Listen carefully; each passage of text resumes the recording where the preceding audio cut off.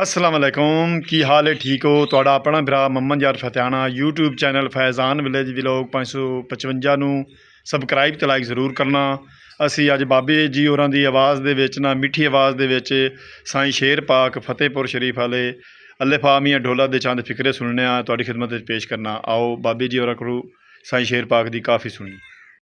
ਅਸੀਂ ਬਾਬਾ ਜੀ ਹੋਰਾਂ ਕੋਲੋਂ ਹੁਣ ਨਾ ਸਾਈਂ ਕੁਤਬ ਪਾਕ ਸੰਦੀਲਿਆਂ ਵਾਲੇ ਦੇ ਉਹਦੇ ਨਾ ਤੇ ਸਾਈਂ ਸ਼ੇਰ ਪਾਕ ਨੇ ਖਤ ਲਿਖੇ ਨੇ ਆਪਣੇ ਮੁਰਸ਼ਿਦ ਪਾਕ ਨੂੰ ਤੇ ਅਸੀਂ ਸਾਈਂ ਸ਼ੇਰ ਪਾਕ ਦੇ ਕਲਾਮ ਵਿੱਚੋਂ ਅਸੀਂ ਬਾਬਾ ਜੀ ਹੋਰਾਂ ਕੋਲੋਂ ਕੁਝ ਸੁਣਨੇ ਆ ਕਾਫੀ।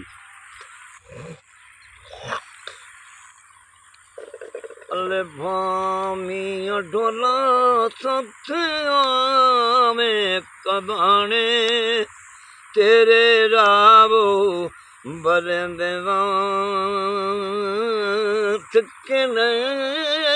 ने निमाने कदी साडे भी आनी तेरे कोले ठिकाने ढोलिया जुदा चा कितो ये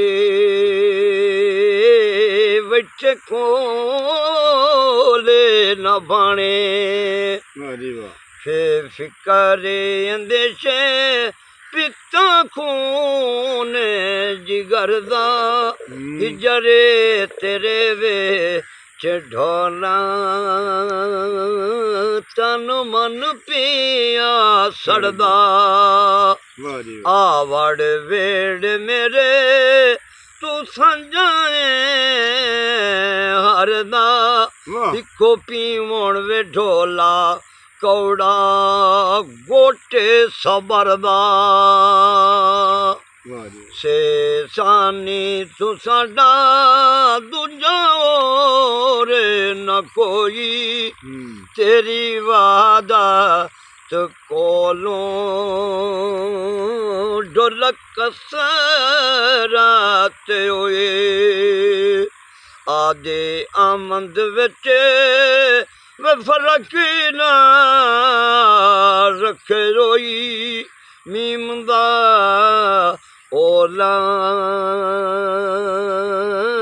परदा हो रे न कोई।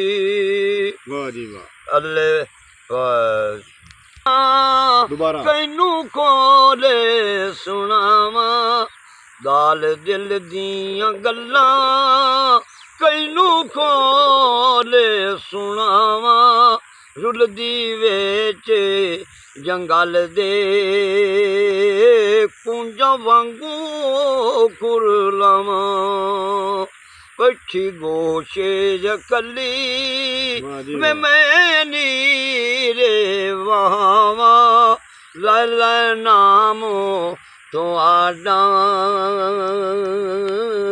विच मनो पर चावा। ਬਾਬੇ ਜੀ ਹੋਰਾਂ ਕੋਲੋਂ ਆਪਾਂ ਸਾਈਂ ਸ਼ੇਰ ਪਾਕ ਦੇ ਅੱਲੇ ਫਾਮੀਆਂ ਢੋਲਾ ਦੇ ਚੰਦ ਫਿਕਰੇ ਸੁਣੇ ਨੇ। ਹੁਣ ਤੁਹਾਡੇ ਕੋਲੋਂ ਲੈਣਾ ਇਜਾਜ਼ਤ। ਆਪਣਾ ਢੇਰ ਸਾਰਾ ਖਿਆਲ ਰੱਖਣਾ ਹੈ, ਸਾਨੂੰ ਦੁਆਵਾਂ 'ਚ ਯਾਦ ਰੱਖਣਾ ਹੈ। ਖੁਦਾ ਹਾਫਿਜ਼।